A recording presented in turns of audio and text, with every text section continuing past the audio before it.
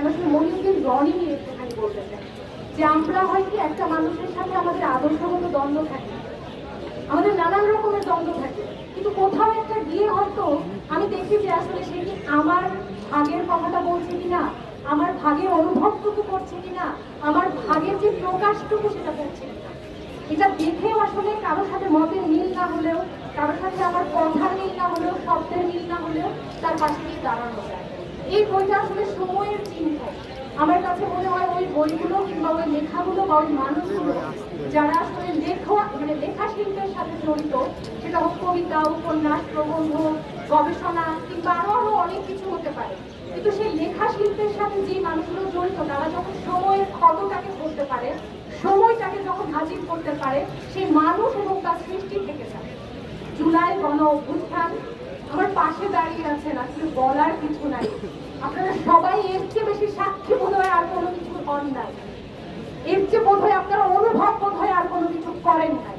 সেটাকে নতুন করে বলা, নতুন ভাবে অনুভব করানো, নতুন ভাবে আপনাদেরকে জানানো কি হয়েছে, কি হতে পারত, কি হয়নি, এখন কি হচ্ছে, আরো আরো কি হতে পারে সামনে, সবকিছু আমার মনে হয় মঞ্চে দাঁড়ানো যে মানুষগুলো যতটুকু জানে তার সমপরিমাণ না হোক আরো অনেক বেশি পরিমাণ আপনারাও জানেন, কিংবা কিছুটা আপনারাও জানেন।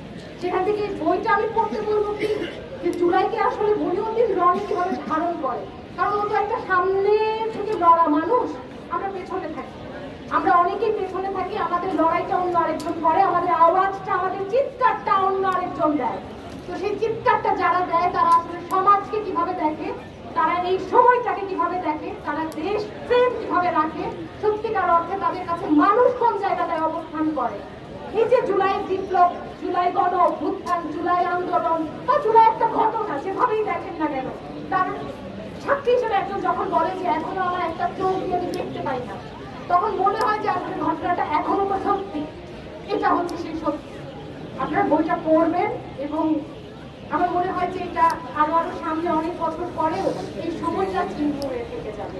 মহিউদ্দিনের জন্য অনেক অনেক শুভকামনা, এবং আমার কাছে মনে হয় ভালো ভালো বইগুলোর জন্য অনেক শুভকামনা।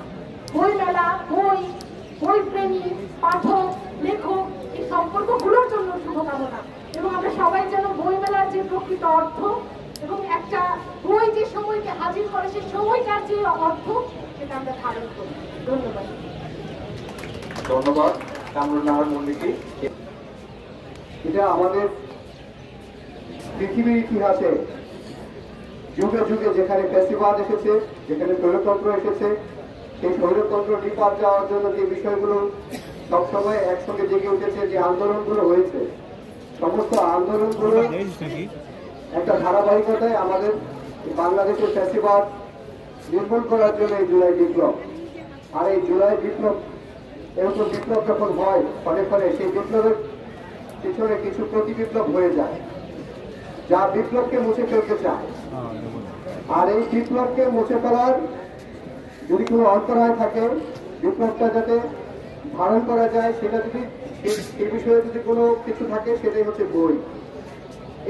আমি সবচেয়ে বেশি আনন্দিত হয়েছি এই জায়গায় যে এই বিপ্লবের অগ্রগামী যে সৈনিকরা তারা আজকে বই লিখছে, এই বিপ্লবকে ধারণ করছে।